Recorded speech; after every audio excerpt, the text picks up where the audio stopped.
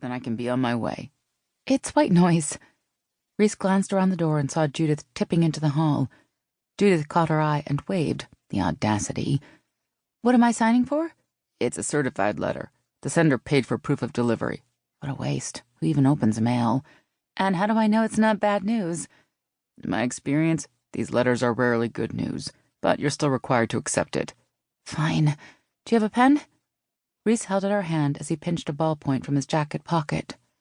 Reese kept her feet in her apartment and leaned into the hallway like the threshold was lava as she scribbled her name on the slip. She never stepped into the hall if she could help it. Not since the great Judith incident of January 2019, when she'd screamed fire at 3 a.m. Reese had shot out of her apartment braless and breathless, clutching her delicate aloe plant as she fled down to the street below. Judith was there waiting in the ugliest and pinkest robe she'd ever seen. She found out later that the fire was just a burnt smell coming from Judith's oven after she'd forgotten about some oatmeal raisin cookies. The raisins were strike one, a clear violation.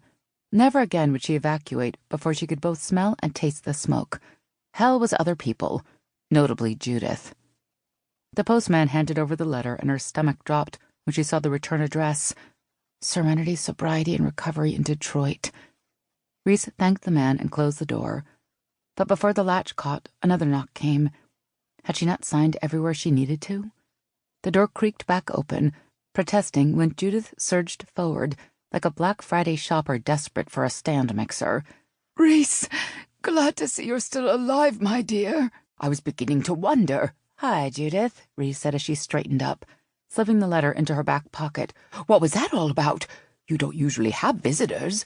You know as much as I do. You were watching from 2 feet away, Reese said.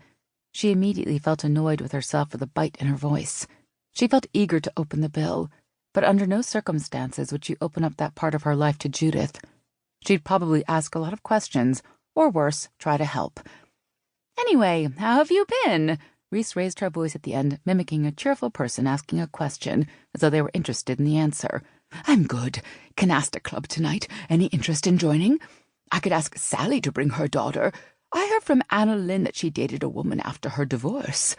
Judith shoved her hands into the pockets of her white silk pajama pants. Her peony pink silk robe was pinched around her waist, and it matched perfectly the pink foam rollers spiking out of her hair, like a head full of Easter eggs poorly hidden in dead grass. I'm good, thanks. Lots of work to do. You work too much. I hear you practicing those sexy readings on your fire escape sometimes. Do you really get paid to make those noises? Reese truly wished the hallway was lava so she could swan dive into it and escape this conversation forever. I get paid, but not very well. Reese's smile was a grimace in drag. Well, you love it. That's what matters. And you sound like you could make a lucky lady very happy one day. But I'm not sure how you plan to fall in love if you never leave this apartment of yours.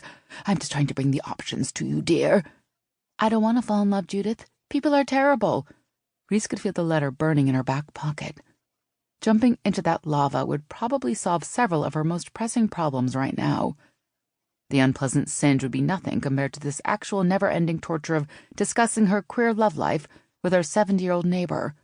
A neighbor who had not just overheard her practicing sex scenes for audiobooks, but had actually listened enough to have opinions about her performance. She either wanted to end this conversation quickly or die trying. Not everyone is terrible. Name one person that isn't. Well, me, Judith said with a chuckle as Reese fought to keep her face blank. And I don't for 1 second believe you're terrible either. People are good at heart, and a lot of us want the best for you. We'd help if you'd let us. Thanks, Judith. Let's agree to disagree on that one. I've met people. They aren't good. Well, not all people are good, maybe, but most. You're shutting the good ones out with the bad, like throwing the baby out with the bathwater. Save the baby, Reese. Judith's laugh was the wheeze of bellows fanning the flames of Reese's smoldering rage. You should give Sally's daughter a chance. She's probably not terrible. I mean, Sally gossips a little too much for my taste, and I hear her daughter can be a bit of a handful, and the way she goes through women, my God. Anyway, just think about it.